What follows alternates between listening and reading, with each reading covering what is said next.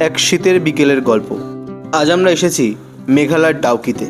এই পড়ন্ত বিকেলে ডাউকি নদীর স্নিগ্ধতা ভাষায় প্রকাশ করা সম্ভব নয়।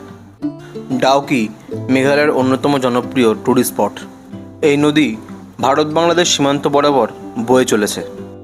ডাউকিতে এসে আপনারা বোটিং এবং নদীর চরে ক্যাম্পিং করতে পারেন। এই বোটগুলোর ভাড়া 800 টাকা। একটা বোটে ম্যাক্সিমাম 3 জন চড়তে পারবেন।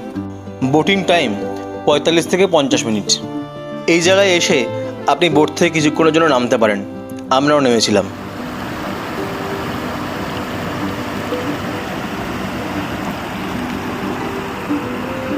কিছুক্ষণ দাঁড়িয়ে ছবি তুলে ভিডিও করে আবার চড়ে বসলাম বোটে।